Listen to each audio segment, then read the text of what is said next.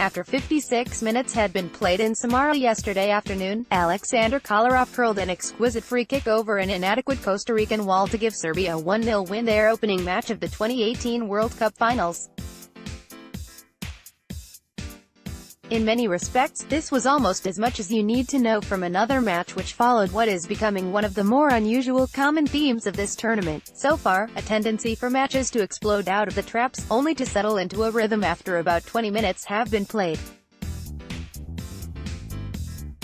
The rhythm doesn't necessarily have to be an entertaining one. It certainly wasn't during this match. But it does have to exist, and to be anything like exciting, to be punctuated by something. Even this game's ultimate denouement had a stop-start feel to it, after Matic and Ramirez got into a scuffle over the ball in stoppage time, leading to an arm being flung and the all-seeing eye to be brought in to determine whether a red card should be issued or not. It wasn't, but so it passed that even the few minutes added at the end of a largely stagnant match had to be dragged out unnecessarily. Costa Rica looked but a shadow of the team that impressed so greatly in Brazil 4 years ago.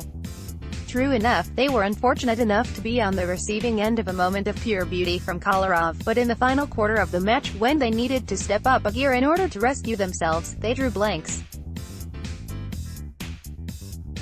There didn't seem to be another gear for them to step up to, and it now seems difficult to see them getting through to the next stage of the competition. There's a conflation of reasons behind why Mexico beating Germany in their first match of the tournament feels like more of a shock than it is. But let's be clear for a moment, here. Mexico have qualified from the group stages of the last 6 consecutive World Cups. Mexico is a country of 130 million people which has held the World Cup finals as many times as Germany and which should, by most reasonable measurements, probably be considered something of an underachiever on an international scale. However, this win came against Germany, and the Germany team that is defending its 2014 World Cup title. Germany, well, West Germany it was, at the time, last lost their opening match of a World Cup Finals 36 years ago in 1982, when they were beaten by Algeria. They went on to reach the final in 1982, but that's kind of thing about Germany, isn't it? No matter what happens to them early in the competition, they usually end up in its final stages regardless. This year, however, now marks something unprecedented for this particular team in recent times. Germany have to fight back after having lost their opening match. They have to swallow whatever criticism comes at them from the German press, and it would be unsurprising if it were savage, and they have to take responsibility for their own inertia yesterday afternoon. Because there is no papering over the cracks that appeared so visibly in the German setup in Moscow yesterday afternoon. Mexico were effervescent when counter-attacking and solid when defending.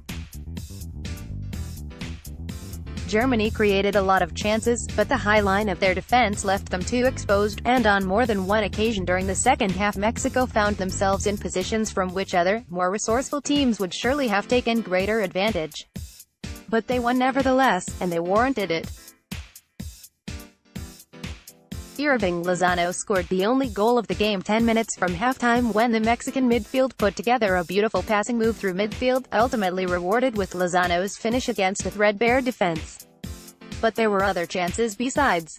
Mexico came to sit back, absorb, and counterattack, and they played it to perfection.